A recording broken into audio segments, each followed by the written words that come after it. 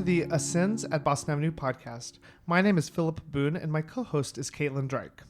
Before we begin, I'd like to state that the views represented in this podcast are those of the individuals in this conversation and not the official position of Boston Avenue United Methodist Church. Today our guest is Dr. Gary Peluso-Verdend, President Emeritus of Phillips Theological Seminary. Since 1993, he served at Phillips as a program director, the dean, development executive, and president. For 5 years, from 2000 through 2005, he was the director of church relations at Garrett Evangelical Theological Seminary in Evanston, Illinois. His current project is developing a center for religion and public life. Welcome, Gary. Thanks. Glad to be here again. We're so lucky to have you. So with Columbus Day coming around and Thanksgiving kind of tailing right behind that, we really wanted to have a conversation around one of the hard topics that emerges during some of these holidays, which is colonialism and imperialism and kind of that whole history as a nation. Sure, and the ways that that's tied into especially Christianity. Right. So particularly as Christians, this can be a really challenging conversation, but also a necessary one. And I'm really hoping that you'll help us untangle this colonialism and imperialism and also Christian evangelism. And how do we understand both of those separately and together and our role in all of that? So let's just start right in with Columbus Day, since it's closest. Can you tell us a little bit about some of the history of Columbus Day? Sure. Now, I went to school in grade school in the 1960s, and we had to learn a little ditty in grade school that goes something like this. Columbus sailed the ocean blue in 1492. He sailed for me and you. And that was an unchallenged narrative at that in the 1960s. Though Columbus Day itself is just comes from the late 1930s, and especially since the 1960s, the legacy of Columbus has been more and more challenged.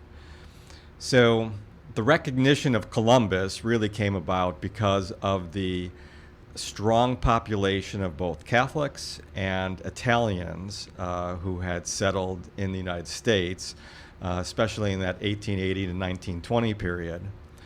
And it was FDR who first declared a Columbus Day, which was really pushed for by the Knights of Columbus, Catholic fraternal organization, and by various Italian-American sodalities. Now, I'm Italian-American.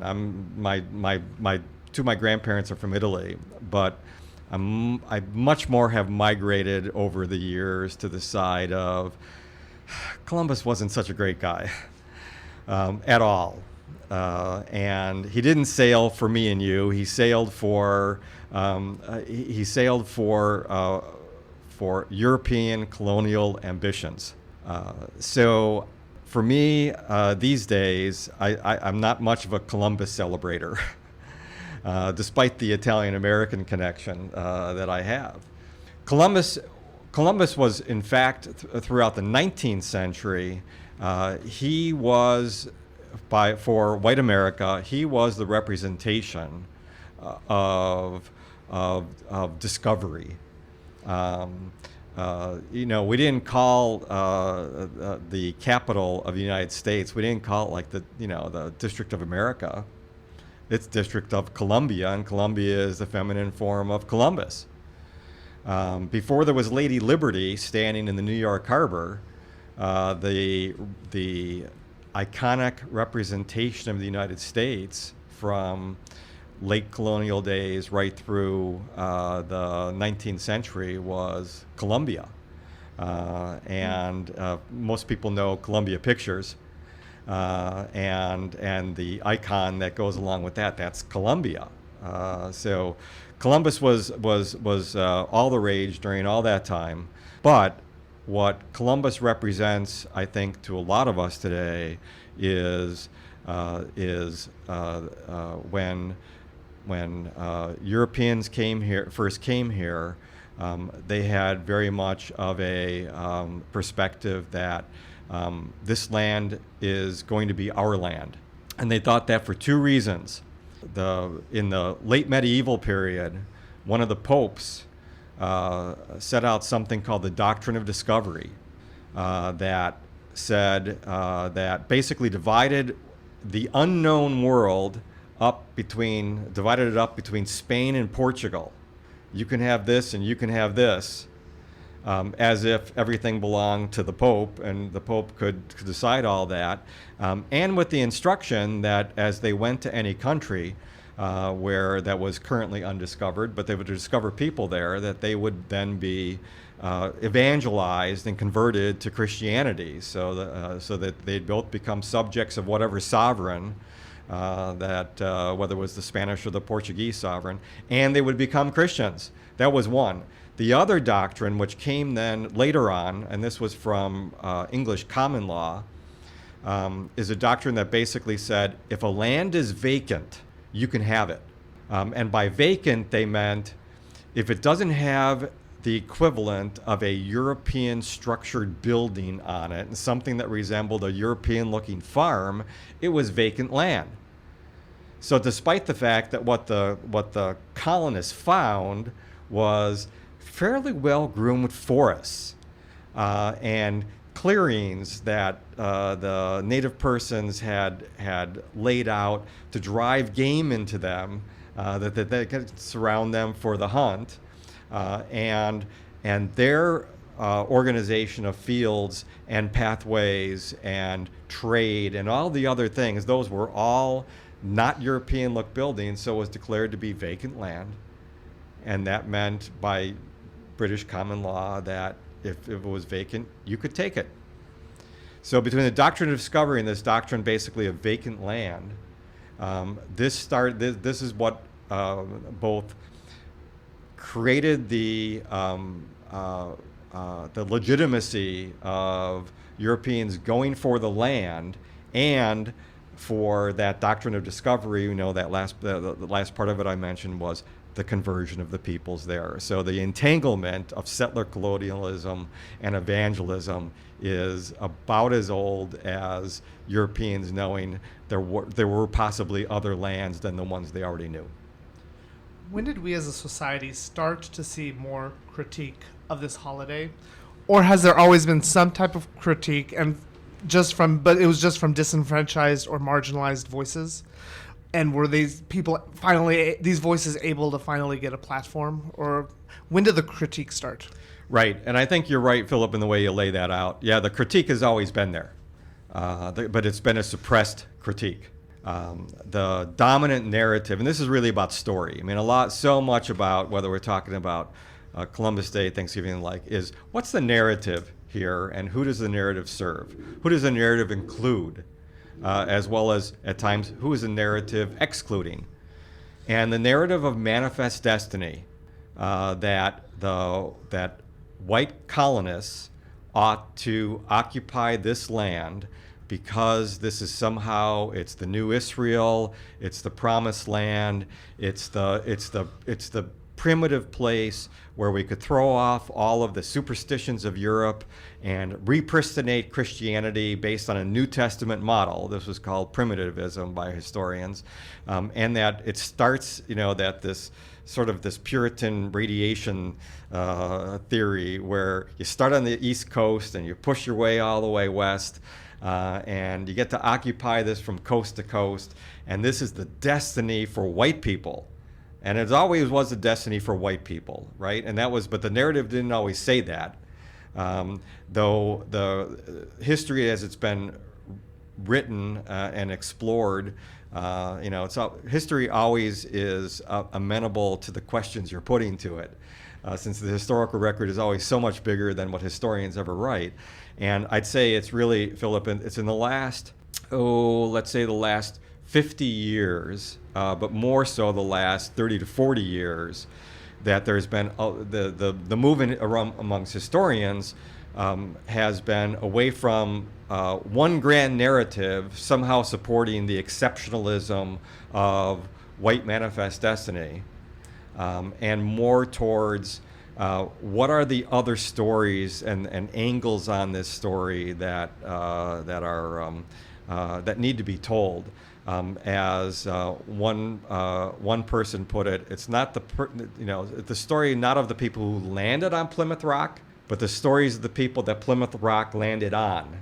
And those stories have been told more and more. I'd say that goes along with the civil rights movement, because the civil rights movement then was one expression of various movements for liberation that were so important in the 1960s, of this, that we're still struggling with. We're still not there at a genuinely multicultural, equitable society. But it was in the 1950s and 60s where that's where you started getting not only African American civil rights, but also Chicano originally, and then Latino, Latinx civil rights, and the other stories of the part of the country we live in now here in Oklahoma. Well, that was also besides the fact that it belonged to somebody else before it became part of U.S. territory. It was Mexican. It was a part of Mexico, and the American story isn't told only from the perspective of it started with the Puritans and then these white people came east. There was also the Spanish who coming up through Central America and pushing up into Colorado and places, and then off the west.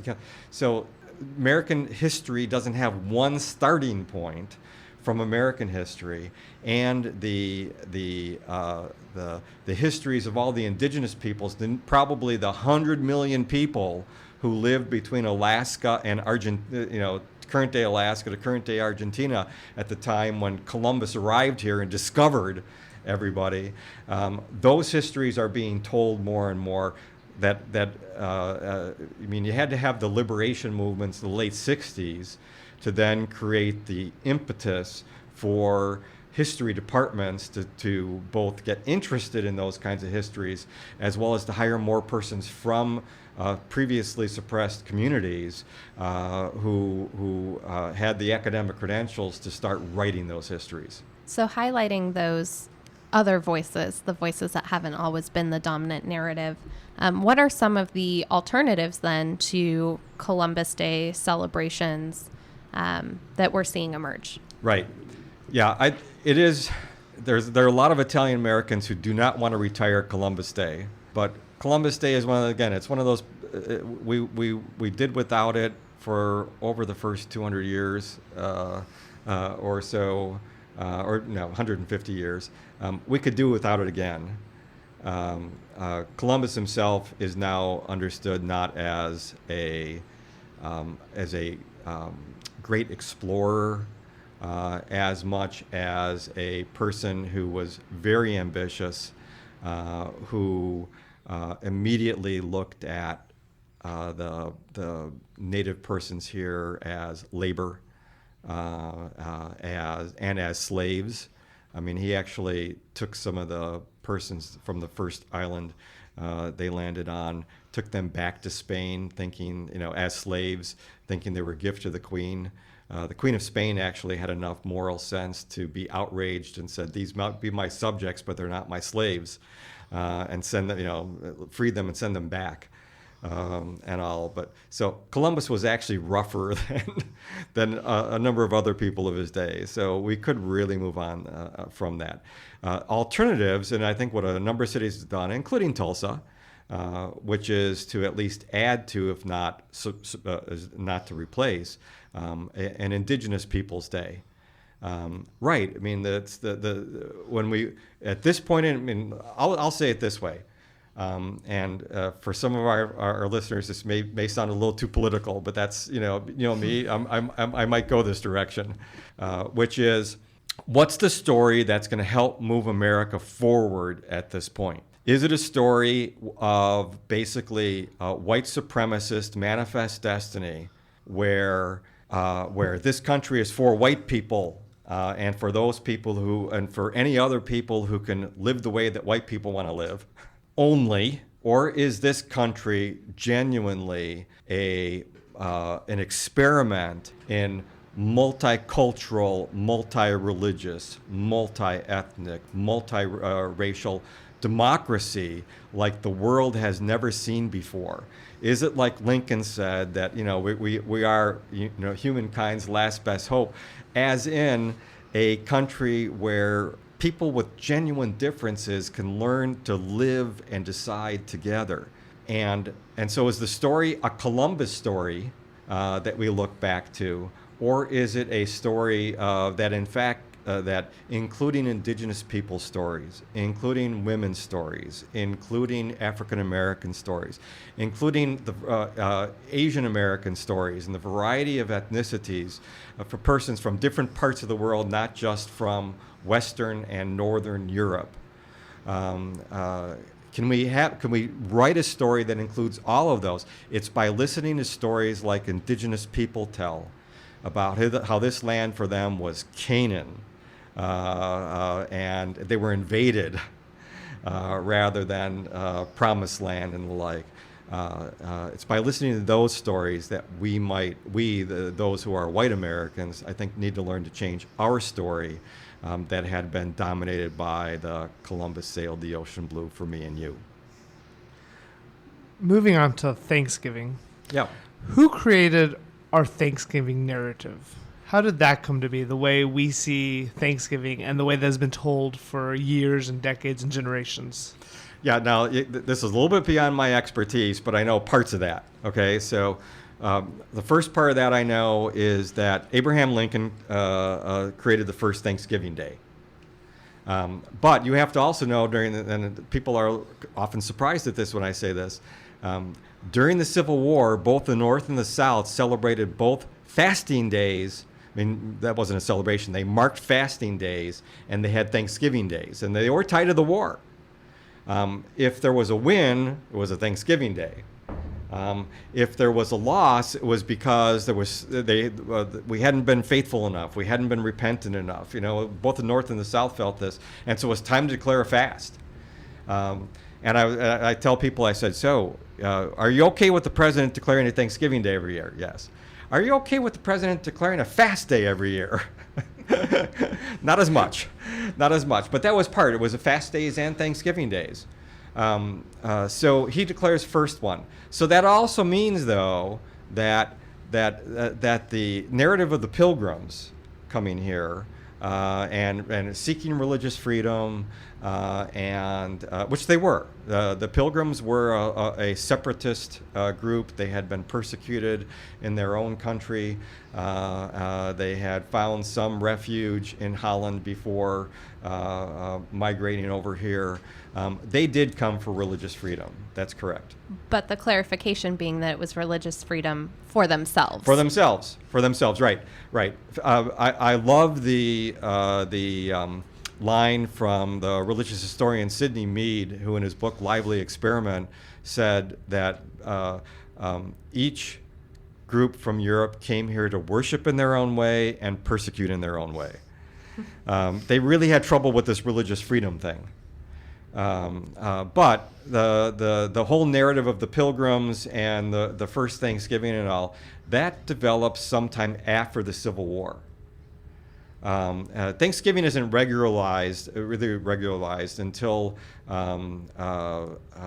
maybe I can't remember if it was 20s or 30s, 1920s or 30s.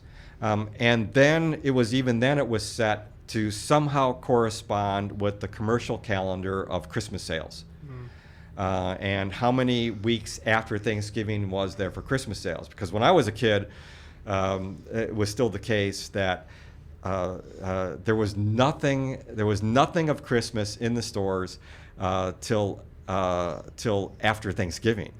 Not this business that even before the Halloween decorations are being taken out of the stores, there's Christmas stuff going up.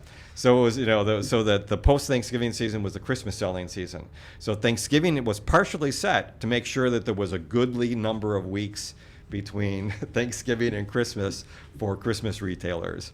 But again, going back to the Pilgrim narrative, I'm not exactly sure how that developed, but I know it was somewhere between the Civil War and the 1940s, which also makes me wonder whether it was developed about the same time that the Santa Claus narrative was developed, which comes basically in the same time period.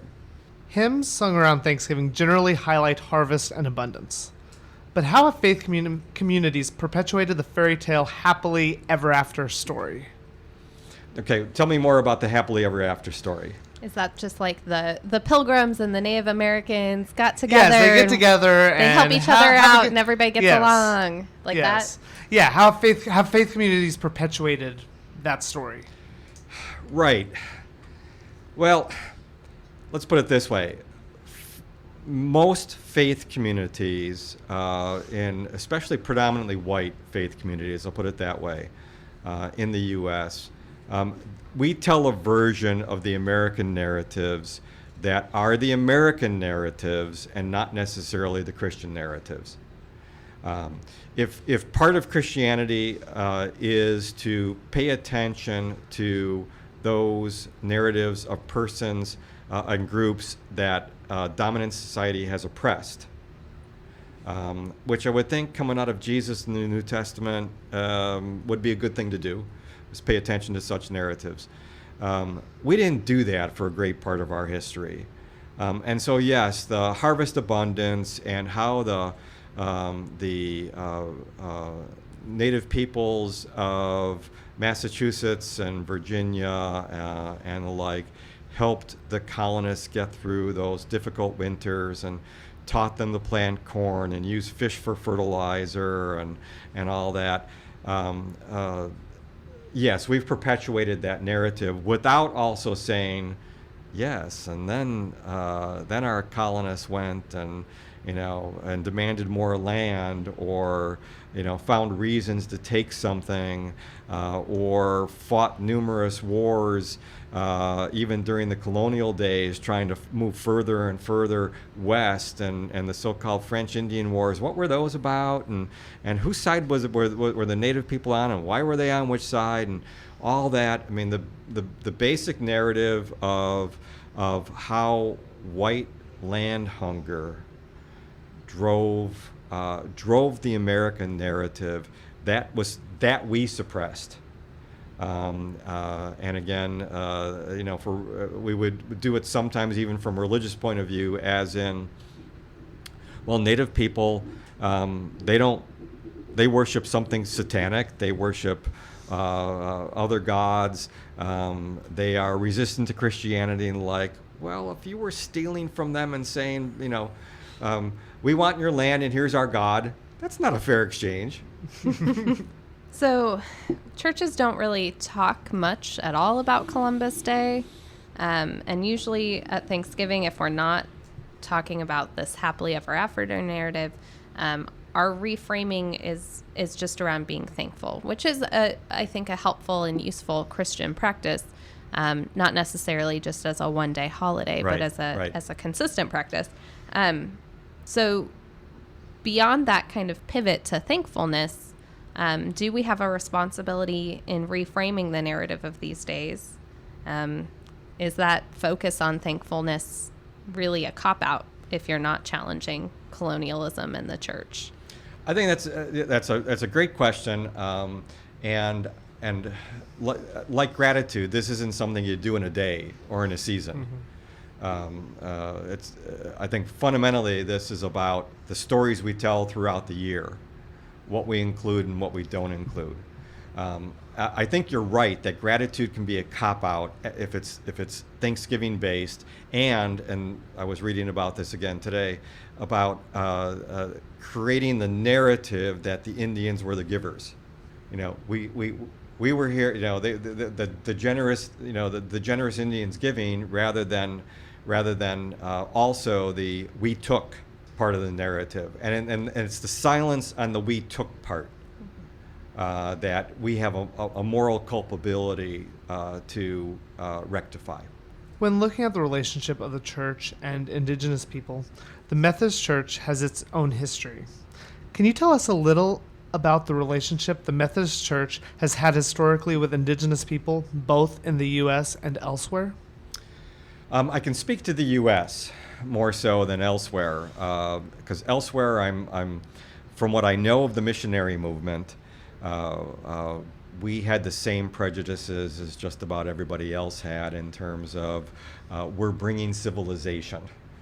One of my favorite lines from Francis Asbury in this country from his journals is that Methodists had three overarching goals here: to civilize, to spiritualize, and to methodize the population. Those were the three words he used. But part of it was we're bringing civilization. I mean, Harper's Journal was a Methodist publication, and the subtitle was The Journal of Civilization. You know, like we're bringing civilization in. We have a mixed history with Native Americans. John Wesley, for those who remember this part of our history, when John Wesley was a missionary here to the colonies in Georgia, his first mission was to the Native peoples. Total failure. Had no, I have no conversions, no good relationships developed. It was not a positive thing. During the early Republic, Methodist people, along with Methodist leaders, were, we'd move as quickly west as we clergy were moving as quickly west as Methodist peoples were, trying to start churches and all. We also had Methodist missionaries working with the various native groups. And we had, the missionaries, like other denominations, those missionaries had a variety of attitudes. Some of them quite enlightened and humane, and came to respect the culture of the indigenous people that they were working with, even as they tried to convert. But there was trying to do it based on a relationship, and others were pretty savage about it, and thought that no, we got if Native people won't convert, we have to drive them out. We have. There were along the Trail of Tears. There were basically chaplains that Christian white people who also accompanied the five civilized tribes being driven out. Many of which thought that this was going to be good for Native peoples because white America was corrupting Native people. That was an interesting perspective, I thought. The worst part of our history, one of the truly worst incidents of treatment of Native Americans in American history was perpetrated by a Methodist, and that was in 1864, the so-called Sand Creek massacre in Colorado, when a Methodist elder, and he was an ordained person by the name of John Chivington, who was a colonel in the Union Army, with 600 some soldiers, massacred an encampment of Cheyenne and Arapaho, mostly women and children and elderly people, and then mutilated bodies. And it was one of those incidents that in sometime in around the 1992, when the world was observing the 500th anniversary of Columbus's arrival, and what that meant for Indigenous people. The world was celebrating Indigenous Peoples Year, and there was a formal apology given by the United Methodist Church for this time, and we also started some of the work around acts of repentance. And asking for forgiveness of the ways in which we were part of colonial settler mentality and lent our religious narratives and symbols to perpetuate what became, an imperial movement across the nation. Do you know, were Methodist churches at all involved in some of the boarding schools, the re-education programs that were separating Native children from their families and stamping out Native cultures? From what I understand from some persons I know in the Oklahoma Indian Missionary Conference, I think the answer is yes. I mean, not necessarily in terms of of the boarding school, but the whole mentality. In order for Native people to fit in white culture, you're going to have to drive the Native out of them. So in terms of what individuals can do around kind of reconciling this obviously challenging history, for a delicate word, I guess, what can individuals do? What steps can they take as Christians within their church or within their communities? What are some good calls to action? Sure. First, I think especially around Thanksgiving, it is a great day to give thanks. I know so many people who say, I love this holiday more than any other because there isn't the commercialism that's a part of so many other holidays. And since gratitude, I think, is a fundamental Christian disposition, that life is gift, and being thankful is wonderful. I think having a day to do that is great. So I wouldn't want to change that aspect. I'd like to add to it that let's change the narrative around Thanksgiving, especially the part of the Native people versus the colonists. And there's so much good history written today, so many good summaries of what the first Thanksgivings were actually like. On the one hand, the first Thanksgiving as in on the East Coast. I know there are also Thanksgiving versions in Spanish culture that may even predate the so-called first Thanksgivings so even there, it's the mixing up and the complexifying of the simplistic pilgrim and everything started on the East Coast, moved west kind of narrative. I think whatever churches can do to complexify those stories and to say and to keep raising questions about who's being left out of that version of the narrative, I think that's great. And I think around homes and tables, there are plenty of good options out there within easy reach. And maybe one of the things, again, churches can do is do a little vetting of here's some articles, here's some other ways to tell this story, that if you're looking for ways to teach your kids and even reframe what's going on around your tables where it's mostly adults, here's some good places to look. I don't think this is because of the omission and in fact the distortion of the narratives around Native peoples. I don't think that invalidates the aspirations of what at least some of the aspirations of America's as what a liberty and equity and freedom can mean in a democracy. It's just that to claim that we had it and somehow we've lost it and now we have to regain it, that is not a true narrative. A truer narrative, I think, is these were wonderful aspirations. It started with white men. Then it went to white men and white women. And then the franchise keeps getting expanded, but we have not lived into the country that we have alleged to be and that we want to be. Anything we can do to say we're not there yet, without losing the hope for there is a there to get to, the unum that comes out of the pluribus, honoring the pluribus and celebrating the pluribus, but also looking for the unum. That for me is the work still in front of us, and how do we contribute to that narrative? Thank you so much, Gary. Is there anything else you would like to add?